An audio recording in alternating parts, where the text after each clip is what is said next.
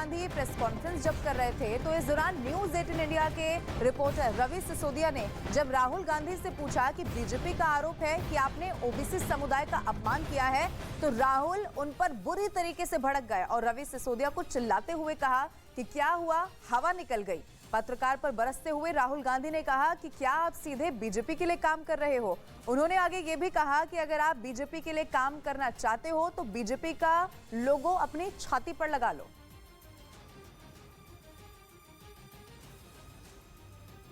राहुल जी, जो जजमेंट आया उसको लेकर बीजेपी ने उसको किया है कि आपने ओबीसी का अपमान किया। पूरे देश में प्रेस कॉन्फ्रेंस करने की तैयारी कर रहे हैं कि आपने ओबीसी का अपमान किया था। भैया देखिए, पहला आपका अटेम्प्ट वहां से आया, दूसरा आपका अटेम्प्ट यहां से आया, तीसरा आपका अटेम्प्ट यहां से आया। आप इतनी डायरेक्टली बीजेपी के लिए क्यों काम कर रहे हो? थोड़ी डिस्कशन से करो यार, थोड़ा घूम घाम के पूछो। क्या देखो मुस्कुरा रहे हैं, घूम घाम। मैं आपको उदाहरण देता हूं, आप थोड़ा घूम घाम के निकाल नुकुल के बोलो। देखो ऐसे बोलो पहले, राहुल जी, हाँ तो please if you want to work for the BJP, then bring a BJP flag symbol here and put it on your chest. Then I'll answer you the same way I answer them. Don't pretend to be a pressman. Vikrant, Rahul ji, हवा निकल गई। राहुल जी।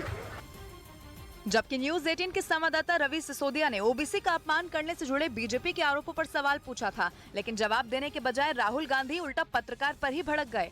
राहुल जी, हवा निकल गई। राहुल जी। असल में Modi surname वाले case में बीजेपी राहुल गांधी पर ओबीसी समुदाय का अपमान करने और उनसे नफरत करने का आरोप लगा रही है। न्यूज 18 संवाददाता ने राहुल गांधी से यही सवाल किया था, पर राहुल ने पत्रकार पर ही बीजेपी के लिए काम करने का आरोप लगा दिया। To work for the BJP, then bring a BJP flag symbol here and put it on your chest. Then I'll answer you the same way I answer them. Don't pretend to be a pressman. पत्रकार के खिलाफ राहुल गांधी के इस व्यवहार पर Mumbai press club of India ने भी tweet किया और पत्रकार को अपमानित करने के लिए राहुल गांधी की निंदा की। राहुल गांधी के बौखलाहट भरे इस अंदाज की बीजेपी ने भी कड़ी आलोचना की।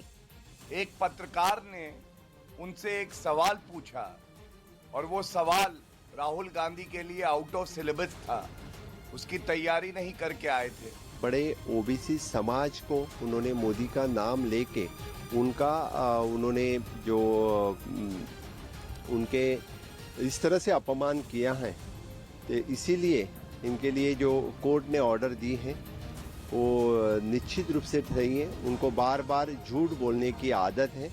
पत्रकारों से बदसलूकी के साथ साथ राहुल गांधी पर अपने प्रेस कॉन्फ्रेंस में एक बार फिर से वीर सावरकर के अपमान करने के भी आरोप लगे।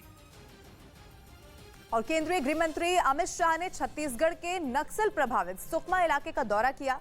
इस दौरान शाह ने विकास कार्यों का जायजा लिया और एक सरकारी स्कूल में पहुंचकर बच्चों से भी बातचीत की। पोचकापल्ली के प्राइमरी स्कूल में पहुंचकर अमित शाह ने बच्चों को पढ़ाना शुरू कर दिया। स्कूल के अंदर पहुंचकर अमित शाह ने अपना परिचय दिया और फिर बच्चों से उनके बारे में जानकारी ली। इसके बाद बच्चों को पढ़ाने की शुरुआत हो गई। शाह ने क्लासरूम में टंगे चार्ट पर बने जानवरों को देखा और फिर एक एक कर बच्चों को पास में बुलाया। चार्ट पर बने चित्र पर उंगली रखते और बच्चों से उनके बारे में पूछते। बच्चे भी गृह मंत्री के सवालों का जवाब देते रहे और फिर जाते जाते बच्चों को टॉफियां और बिस्किट भी दिए गए। थोड़ी देर की बातचीत में बच्चे भी गृह मंत्री अमित शाह के साथ घुल मिल गए। उन्होंने भी जमकर बातें की, साथ ही उन्होंने स्कूल के शिक्षकों से भी बातचीत की।